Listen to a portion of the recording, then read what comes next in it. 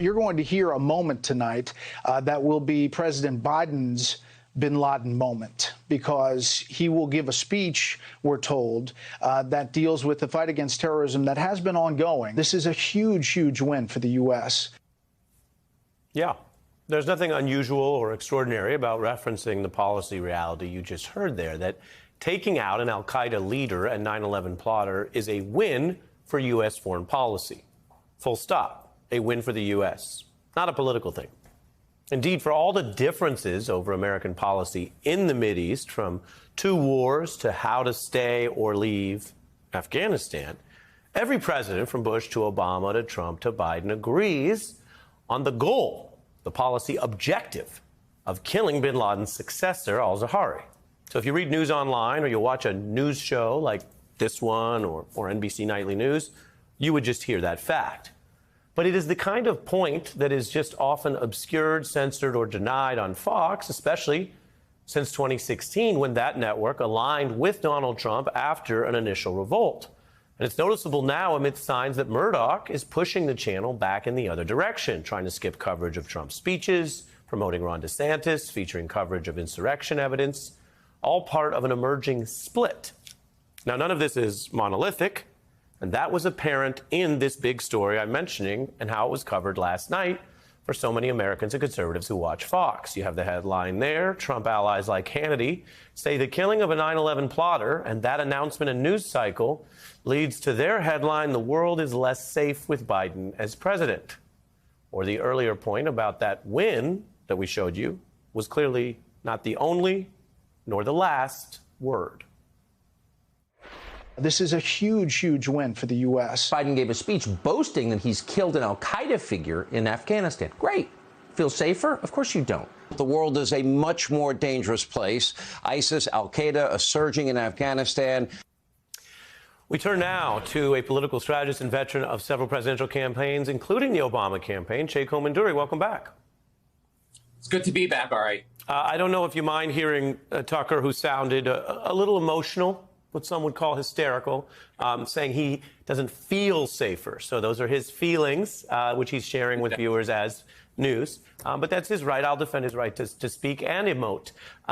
There's something wider going on here, though, and a breakthrough event like the killing of the 9/11 plotter is a feature of it, but we've covered it for days now. What do you see happening on Fox, and does it matter in Republican politics? Oh, I think it very much matters. I think what you're seeing is Fox News appears to be not only at war with Donald Trump, but they also appear to be kind of at war with Tucker Carlson. And what I think is happening is Rupert Murdoch is basically placing a bet against his 2 biggest stars, Donald Trump and Tucker Carlson. And I would actually put that bet and put that money on Tucker Carlson.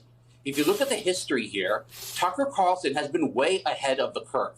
You know, when Megyn Kelly and Fox News went out there in that first GOP debate and tried to sort of spear and kill Donald Trump, Tucker Carlson was an early adapter of MAGA.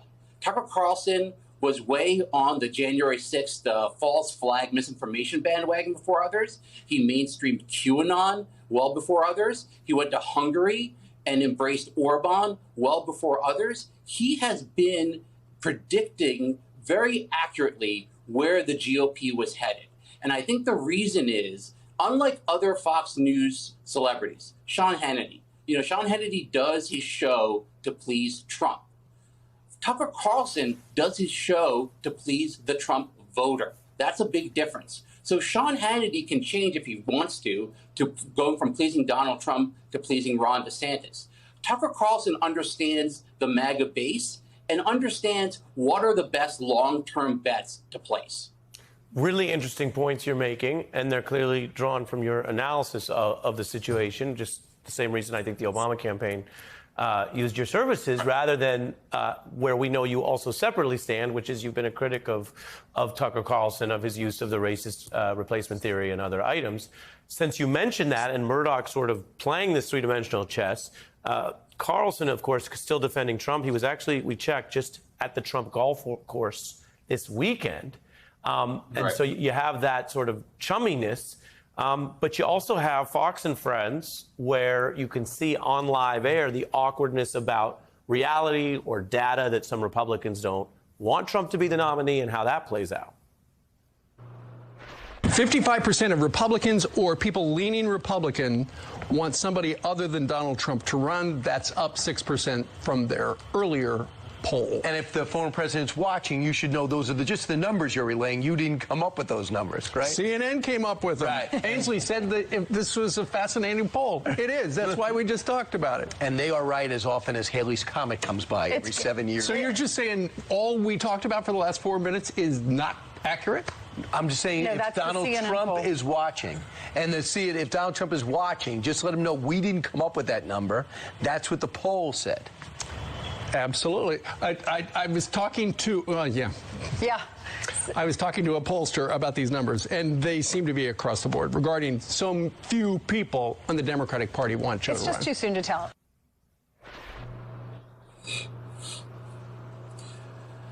Well, I mean, what's interesting there is that Brian Kilmeade said, oh, the CNN poll is as accurate as Haley's Comet.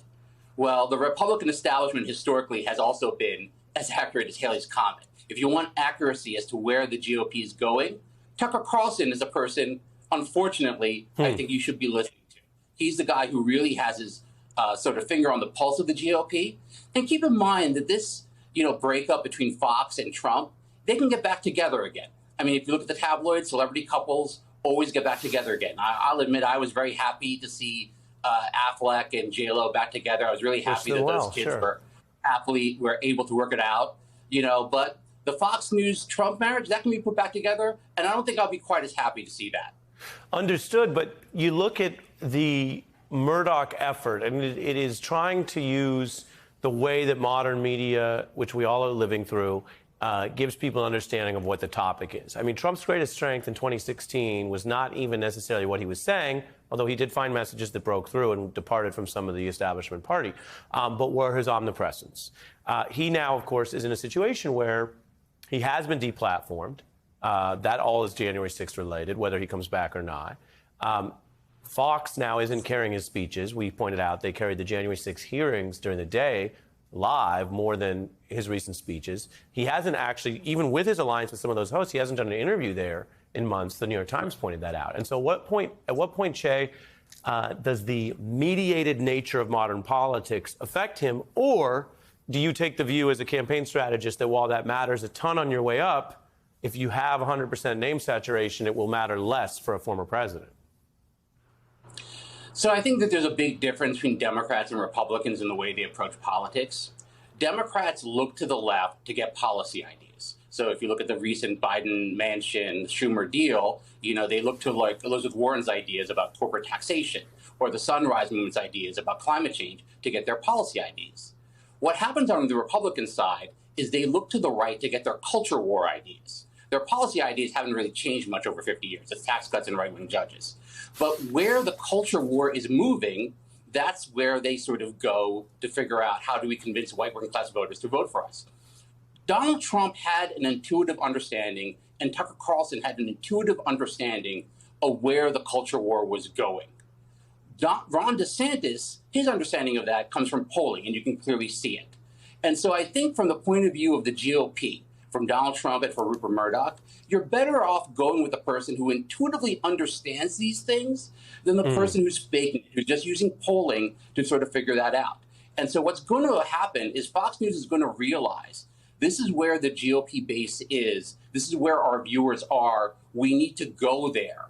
And the problem for them, and I think for the country, is Tucker Carlson already knows where they are. He's already there. And so that's where exactly they're going to end up heading.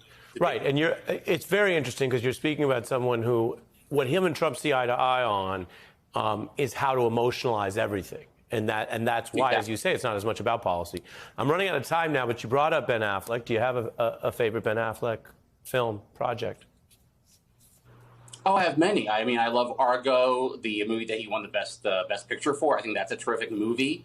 I think he's had multiple great performances in any number of movies. I think there's actually a recent movie called The Way Back, where he plays a basketball coach coming back into the game. That is actually a very good Ben Affleck performance. He's given multiple terrific performances, going back to Good Will Hunting all the way out to the more recent work. He's been a consistently terrific actor for 20 plus years. I think it's been kind of unfortunate some of the tabloid stuff with him has overshadowed what a good filmmaker and actor he has been. And as for J-Lo, little trivia you may or may not know, you usually know all the trivia.